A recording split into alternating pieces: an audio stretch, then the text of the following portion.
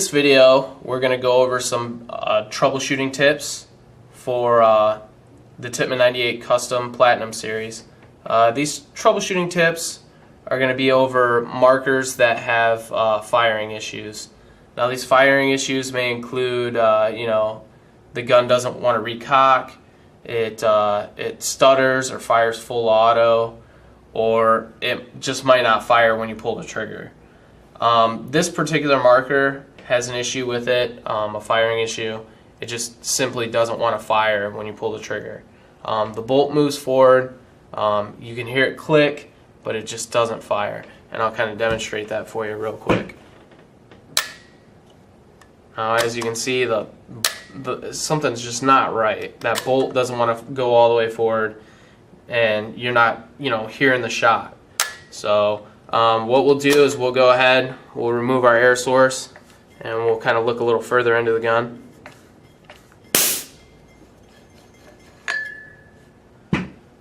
Now, I just kind of want to go over real quick some of the most common things that would cause a firing issue with the Tippmann 98 Custom Platinum. One of the most common ones that we run into is just simply that the tank that they're using doesn't have any air in it. It's one of the most common things that we run into, a low air source. A low air source, obviously your gun's not going to fire. You're not going to be able to shoot paintballs. So that's one of the most common ones. Always check your air source first. Before you even think that there's anything wrong with the gun, make sure you have a full tank. And make sure that that tank works. If you don't have a tank or you think that there's something wrong with your tank, see if you can borrow one from a friend or maybe even a local paintball store or a local field. Always check your tank first.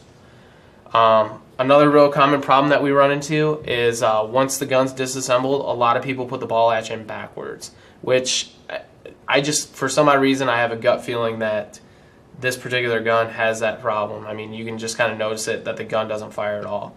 So we'll go ahead, I'll first start off by removing the barrel, and we'll take the receiver off too, and I'll first start off by kind of loosening this gas line a little bit, and we'll remove our receiver half here.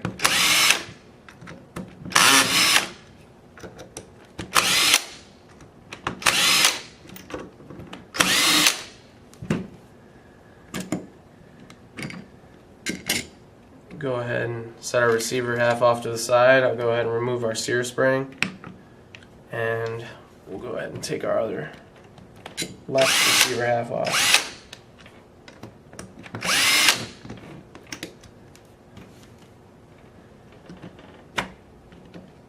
Okay. Oh, and our ball latch did look like it was backwards. Whenever you take apart the marker, if you see that the ball latch looks like this is actually the wrong way, and that's going to totally bring that bolt to a stop. And I'll kind of show you what happens here. You have your ball latch in backwards, and with your barrel attached, what happens is your front bolt hits that ball latch and smashes it into the barrel, and your bolt comes to a complete stop. So that's more than likely what's going on here, and we'll just go ahead and make sure that we get that flipped the right direction. So we'll go ahead and get that put in the correct way. And if you look at that ball latch, the open end of it should be facing towards the barrel, and when the bolt clears it, it'll actually push the ramp down. So that's the way that the ball latch should be facing. So we'll go ahead, we'll kind of cover some other things that can cause some issues with firing. Oversized O-rings or just not having the right O-rings in the gun will also cause that problem. If you have a front bolt O-ring that's damaged, or it's kind of hanging off loosely, or it's swollen, that'll also cause the same effect as like your ball latch being backwards. You'll go to pull the trigger, the bolt will kind of come to a dead stop, and that's because that O-ring's damaged or it's just really loose. Same thing with your rear bolt O-ring back here.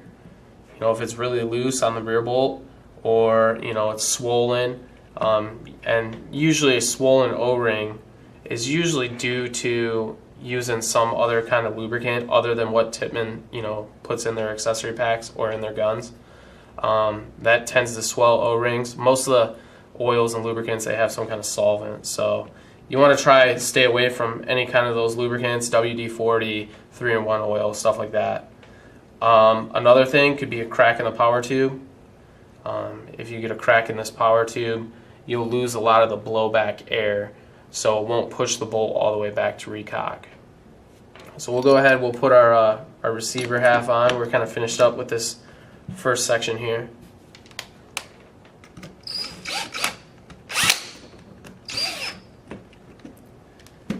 And I'll kind of go over another thing. You know, if you have a firing issue to where the gun's just constantly firing after you let go of the trigger, it's just firing a full auto effect, that could be due to two different things.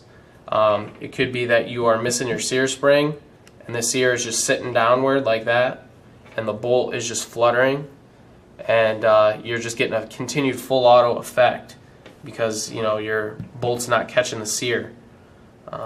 You know, a real common problem. A lot of people, they'll put this spring in, and as they're putting the receiver half back down, the spring pops out while they're putting the receiver half back down, and they just didn't see it. So they think that they have the spring in there, but the case is it popped out as they were putting the receiver down. So always, you know, double check. You know, try to keep that spring in there secured while you're putting your receiver half down. Another thing too, and wait a minute, before I even put that back in, I'll kind of show you the sear. You have your sear, and you kind of have that right angle. That's where it catches on the underside of the bolt. If you start to see that your sear is rounding right there at the corner, along with your rear bolt, because the rear bolt has that same edge on the underside. If it looks like it's rounding, then that'll, you know, cause a lot of problems too. You know, they just won't catch each other, and when they don't catch, you'll get that same full auto effect. Another thing you always want to check to make sure you have your guide pin in place. You know, the guide pin obviously goes into the drive spring, and that's what guides the spring straight into the bolt. So if you don't have that in place, your spring will bunch up, and sometimes your gun won't recock. So those are just some of the basic things that can cause your gun to either stutter or not want to recock or just shoot properly. One last thing that I want to touch before we actually put the receiver hat back on is say you go to pull the trigger and you get a dead trigger pull. That could be that you have, you know, either of these two springs flip-flopped, or, you know, your trigger return slide, maybe it has a burr on the top side of it, and your trigger return slide is actually this metal bracket. Well, the sear comes over top of that, and if you have a burr there, the sear won't actually clear the top of it, so you'll pull the trigger and nothing will happen, the gun won't fire. One real easy way of, you know, remedying that is just taking a file, just taking 1 or 2 passes just to kind of clean off that edge, and that'll allow the sear to actually clear the top part of the trigger. So we'll go ahead, we'll put our trigger spring back in, our trigger back in, kind of check everything. You know, make sure that your marker's well lubricated. You know, you always want to make sure that the, you know, Tippmann guns are always well lubricated. That's usually another thing. A lot of people, they forget to maintain their gun, they forget to lubricate it, and obviously that'll cause some firing issues with, you know, as well.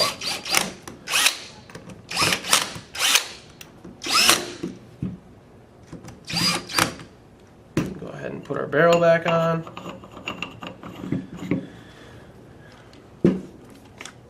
And we'll tighten up our gas line.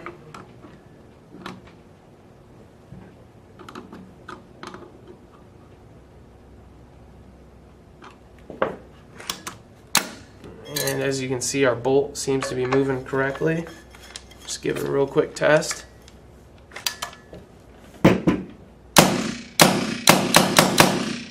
And that seemed to fix our firing issue. And that is how you properly diagnose a firing issue with the Tippmann 98 Custom Platinum Series.